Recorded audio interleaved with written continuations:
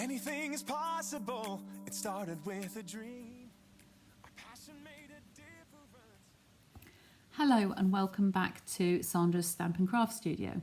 Today I'm sharing with you a stamp set and punch bundle that's featured in the new annual catalogue, and that is called Field of Flowers. Now I'm just going to load you down onto my desk. So here is my stamp and punch. First of all, we're going to mount some of those. I will put the punch out of the way for the time being.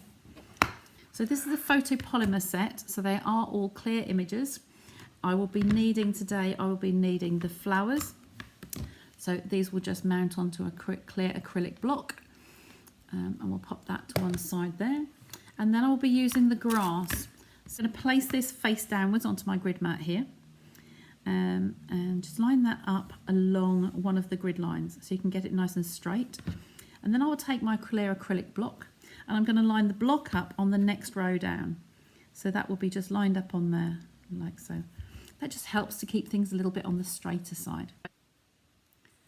To create my card base today, I have a grey granite base card. Now this is scored as a tent fold, or it can be a portrait with the score fold, the score line at the top. It really doesn't matter. So that's my base card. I have a layer here that is 13.3 by 7 centimetres, which is in Highland Heather. I have a 12.8 by 8.5 centimetres Whisper White card, which we'll be using now. So I've put the measurements on the back. We'll turn that one down because we'll be stamping on here. And then I have a small scrap of Highland Heather card to punch some flowers out. So we have our image that I mounted earlier, and I rested it on my Pear Pizzazz ink pad. So I'll just open this up and I'm just going to ink up these grasses. Now I'm going to place a piece of grid paper underneath because I will be going off the edges here. So for my grasses, I'm going to stamp those right along the bottom of the cardstock and press firmly and lift that off. There are my images. And then I'm going to stamp it again. I only need the little end piece. And I'll move this along and I will stamp again on here, just to finish off that run.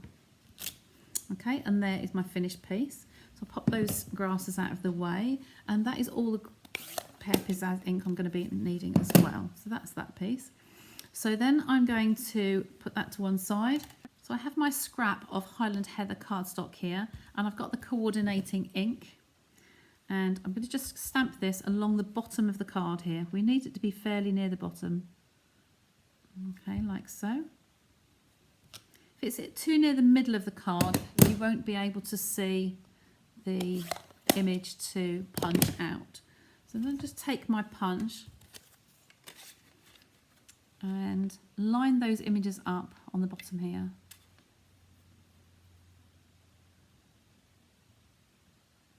So there they are, they're all lined up nicely, and I can see that they're nice and clear, and I'm just going to squeeze that punch, and there I have my little flowers. Okay, we only need a few of those, we don't need all of them. So I'm just going to leave those over there to one side and discard that for the time being. Now I have one more image I need to stamp. So I have my coordinating ink and the single stamp. This one's slightly larger. And there's my image. I will stamp some more just in case I need any more. There's a spare one. Okay, so I'll put my ink pad out of the way and the stamp out of the way. So these ones will be fussy cut. So I'll put my pad out of the way, and I'm now going to bring on my Stamparatus. I'm sorry, we've got reflection from the lights above. My Stamparatus comes with 2 plates. I will do separate videos on the Stamparatus. It's got 2 plates, one hinges at the top and one hinges to the side. I've found for making videos, it's better with the side opening because you can see clearer. So I'm going to put my grid paper back in here that I had earlier. And I'm going to anchor that down. And then this one down here. The magnets actually come plain. They're very, very strong magnets, and they do stick together very, very tightly. So I've wound them with some duct tape, but it's a pretty one that I got from the United States. So that's why they look like so. It just gives you something to get hold of when you're lifting your magnets. And if they get stuck together, you can just twist them so that they come apart easier.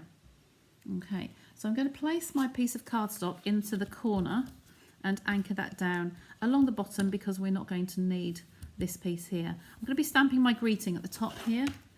So I will take my Always stamp set and my stamp here from the set and get that where I want to position it, and then look for the other element that I want to go with it. So I'm going to be doing Thinking of You, which I think is this one, Thinking of You.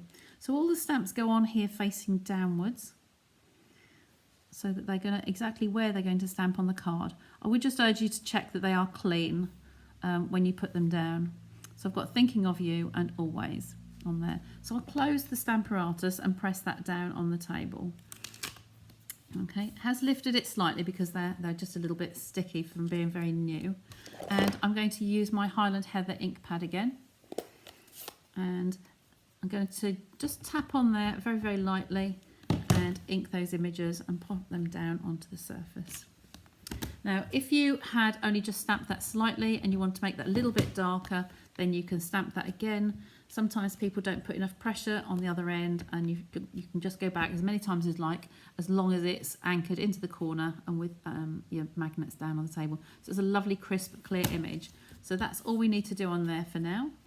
And I will just leave that there. The reason I leave the piece of grid paper in there is just because that needs cleaning, but that will be done when I finish the video.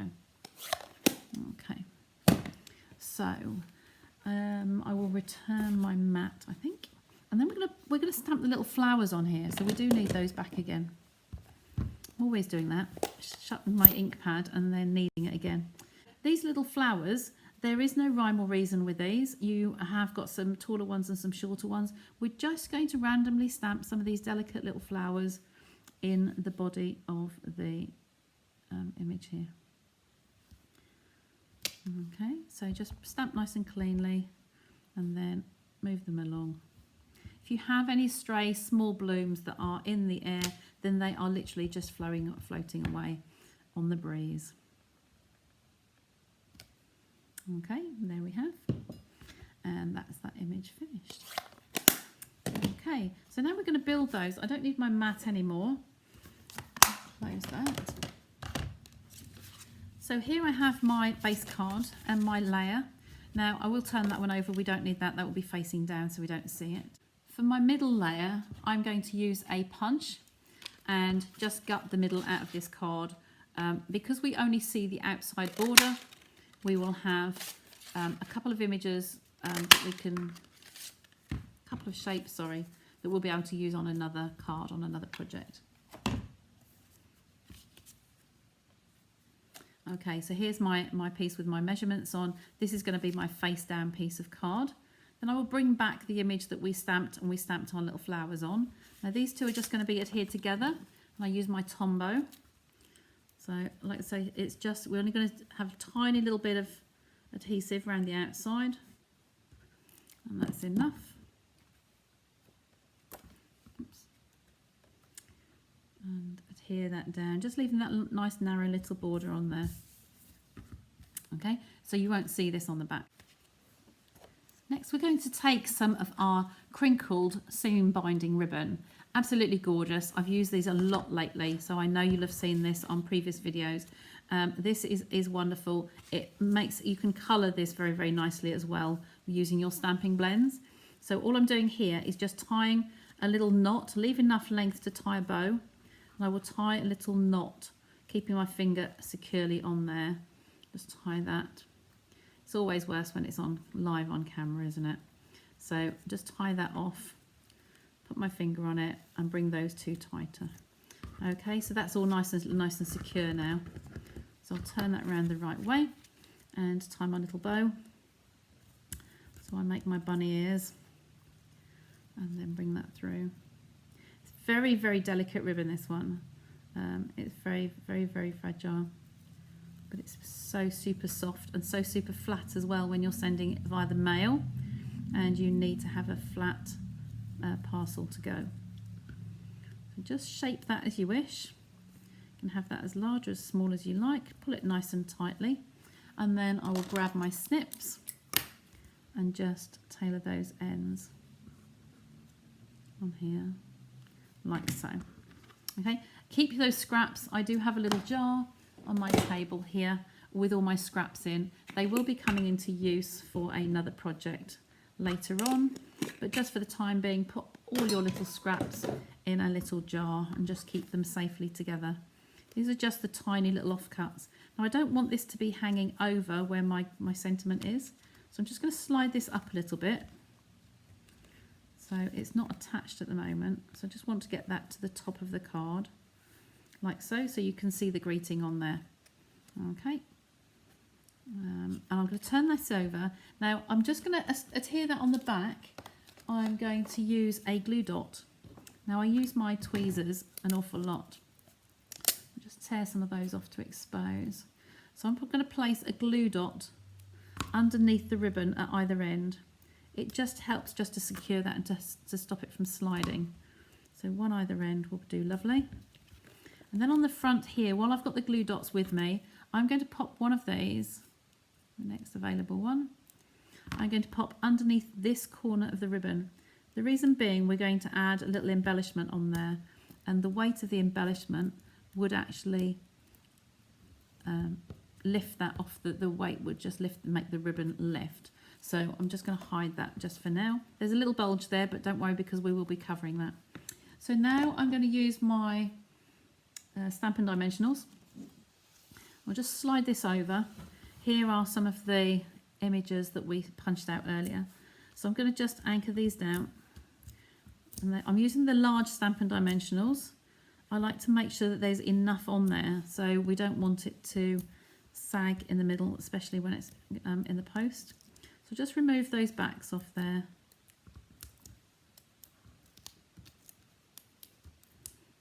Like so. And then mount that on my card. Okay, get that nice and central. With the border around the outside. Oops, a daisy. Let's lift that up slightly.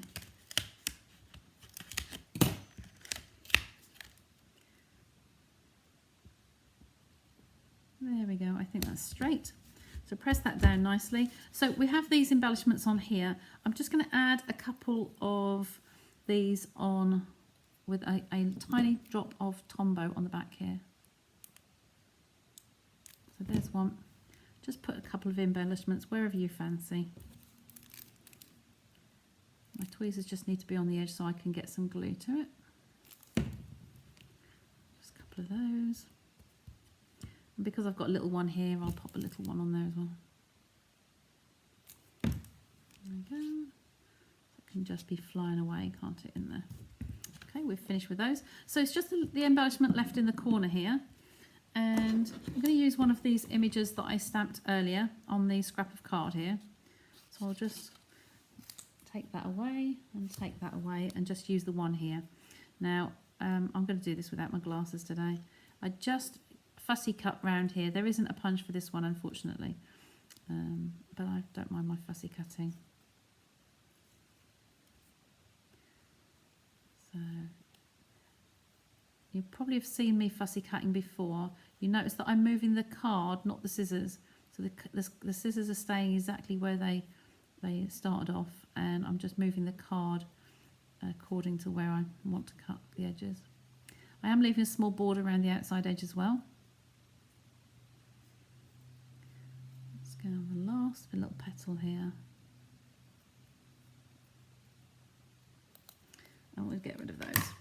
Okay, so for this one, I'm going to get another glue dot.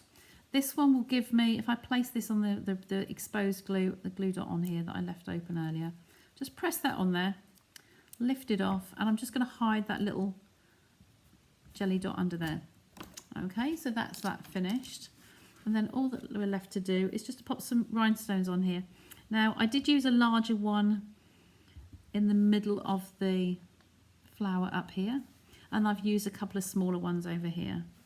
You can use as many as you like. They are really sparkly and really gorgeous. If you want to put some along the bottom here as well, and you can, just pick out a couple of images. It kind of works better with the larger ones. A couple of the larger ones. I'll put one down there. So we've got 5 on there. I like odd numbers. So there, that completes our card. So here are my two cards, one that I created today and one that I created previously. I created this for a blog hop that went live early hours of this morning over on my blog. All my details will be at the end of this slide, so you can just find my blog from there and go and hop around approximately 20 demonstrators around the globe, all creating projects from new catalogue items. Okay, so I hope you enjoy yourselves and have a look around everybody's creations and inspired to make some yourself. So that's bye from me for now, and see you again soon on another video.